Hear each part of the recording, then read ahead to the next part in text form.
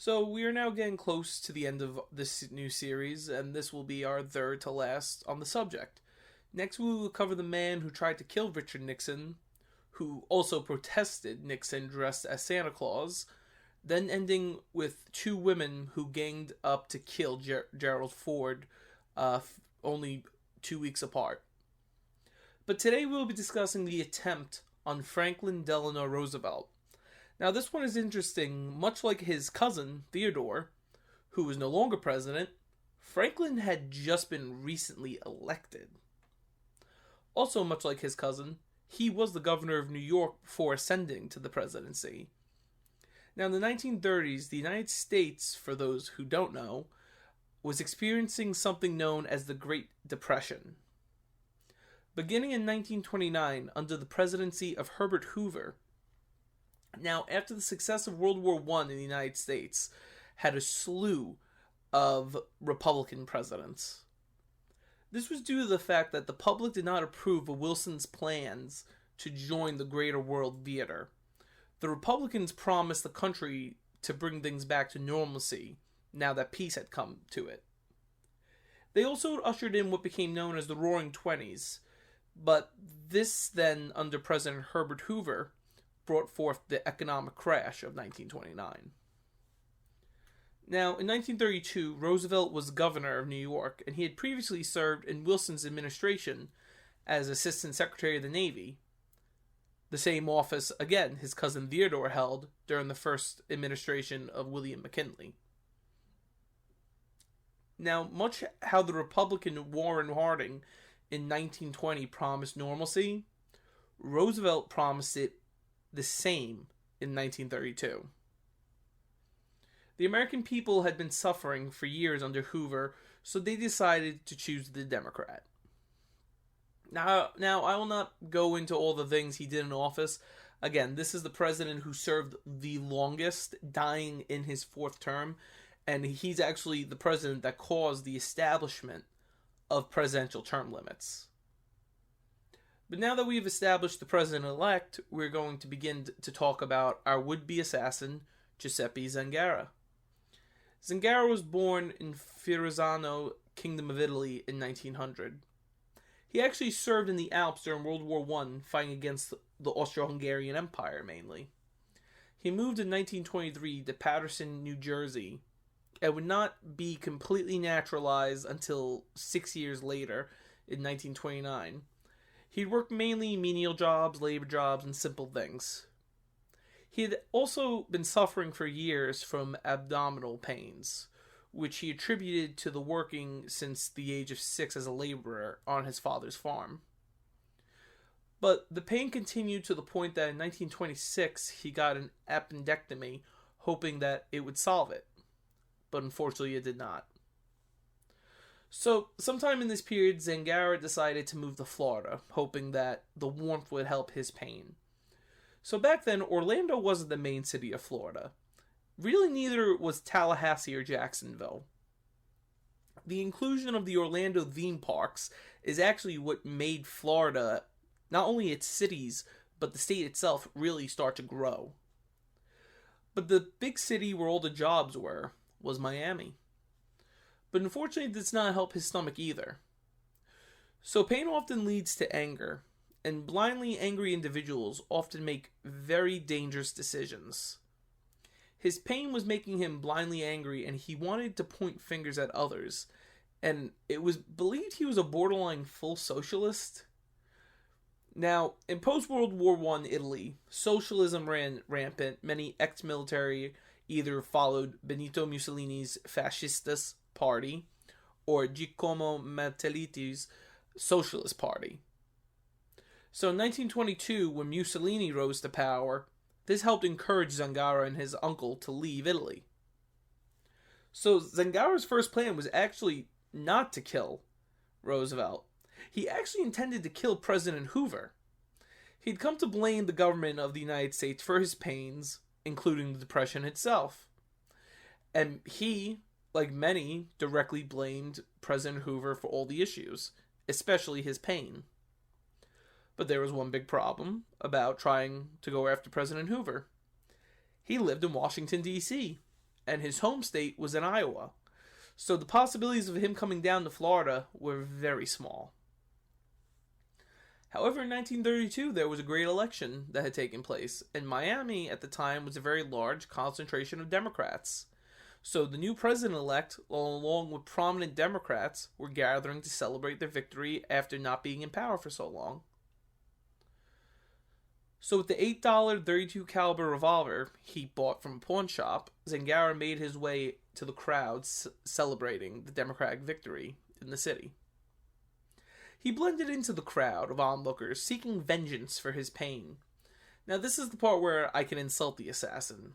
Now believe me, I have nothing against short people, but Zangara had what we know as a Napoleonic complex. Which I still find sort of ironic, because Napoleon was 5'6", so that was like very average for his time period.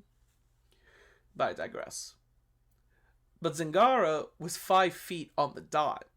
So he did not exactly have much of a view of the whole event and festivities. On the night of February 13th, 1933, President-elect Roosevelt decided he wanted to give an impromptu speech to his supporters.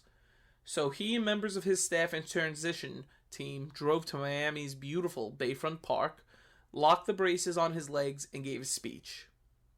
Now, at this time, people didn't have a single idea about Roosevelt's condition, how he had polio. It wouldn't be until the mid-40s did people even realize anything was happening to the president. But he gave his speech, and then Democrat officials flooded around his car. As he was sitting and talking to Mayor Anton Cermak of Chicago, 5 shots rang out. Mayor Cermak collapsed into the president-elect's car, being rushed off to the hospital. Zangara, being so short and because of his temper, was unable to get close to the car, so instead he climbed on top of a very shaky metal folding chair. Now, unlike most of our assassins, Oswald the exception, Zangara was a soldier, so he took aim, but like I said, the chair was shaky, so trying to maintain his balance, he fired the first shot. One Miss Lillian Cross, who was standing directly in front of Zangara, then grabbed his arm, followed by a few other standbys. Zangara then began to fire multiple rounds off in all directions like a madman. Quickly, the Dade County, now the Miami-Dade County, police ran in and placed Zangara under arrest. Another interesting note is Zangara is so far the only person who is not brutally beaten after his attempt or arrest. Very soon after his arrest, he was arraigned and locked up. Roosevelt and Cermak would arrive at Jackson Memorial Hospital. President-elect Roosevelt had not been hit by a single bullet and was fine, but Mayor Cermak was shot in his lung. He would live for about 5 weeks until he finally died on March 6, 1933. Now, there was a story, which many believe now wasn't true, but it was that Cermak, while he was bleeding in Roosevelt's car, said to Roosevelt, "I'm glad it was me instead of you." Now, the possibility that this actually happened is very small, being no one else heard it. It's believed that it was manufactured by the Roosevelt transition and administration team to give a tale a noble curve. Cermak, in a way, jumped in front of the bullet to save the great man. But again, there was no proof. But Cermak would die of medical malpractice, another common trend in these incidents, it seems. There's also a theory that FDR was not the actual target. Now, if there's something about 1930s America that was a hallmark, it was the Chicago outfit, better known as Al Capone's gang in Chicago. But in 1932, Cermak and his district attorney was responsible for finally putting Al Capone behind bars, along with many other gangsters and members of his gang. Now, Capone's gang was primarily made up of Sicilian Americans, or Sicilian immigrants. Zangara himself was not from Sicily, but he was from Calabria, which was the, so to speak, tip of the boot and was directly near Sicily. So the theory was that Zangara was hired by Capone's successor, Frank Nitti, the new boss of the Chicago outfit, to kill Cermak and not Roosevelt to get revenge on the tough-on-crime mayor.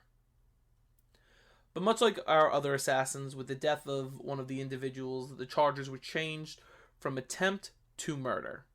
However, unlike the other assassins, Zangara had already pleaded and was sentenced to 20 years for the attempt. Zangara, when he was interrogated, said, "I have the gun in my hand. I kill kings and presidents first, and next all capitalists." His charges would then be brought up from attempt to murder, and he would be sentenced to death. After the sentencing, Zangara would say the following: "You give me electric chair. I no afraid of that chair. You one of capitalists. You is crookman too. Put me in electric chair. I no care." I'm only reading it the way it's actually written. Again, he was an immigrant. He was an Italian immigrant. He spoke very broken English. So this is how he actually spoke. These are actual quotes from him. He would spend 10 days on death row awaiting his execution. He would be videoed at his execution saying the following as he was tied to the Florida State execution chair: "Old Sparky. Viva Italia. Goodbye to all poor peoples everywhere. Push the button. Go ahead. Push the button." He would then have volts fill his body and he would die of electrocution. Zangara, however, before dying, admitted he didn't actually dislike Roosevelt. He only wanted revenge for his pain and thought that somehow killing Roosevelt, or originally Hoover, could have helped him. He would not even try an insanity plea, especially because he had been planning the attempt for some time, and by all standards was mentally competent. Having a short temper is not an excuse for insanity. Roosevelt's attempt had no real great effects on American politics or history. FDR would go on to lead the United States out of the Great Depression and even through the turbulence of the early years of World War II, and then sending American troops on the Great Crusade to liberate the world from the grips of Nazi Germany and Imperial Japan. Thanks for joining us today. This one is definitely very overlooked, but it still occurred, even though the president was never harmed. Our next two videos will be very similar, but even more or less lethal for the presidents involved. Thanks for watching again. Please like, share, and comment if you enjoy the content. I do try my best. As I said many times, I am one dude trying to be sure we get these out correct and as quickly as I can. So thanks for the support, friends. Also, if you're new to the channel, I'd love to invite you to join our great community by subscribing, where we have a wonderful, wonderful historical conversations. Thanks again, and we'll see you in the next one at the BW Airport in 1974. Thanks again, and see you there.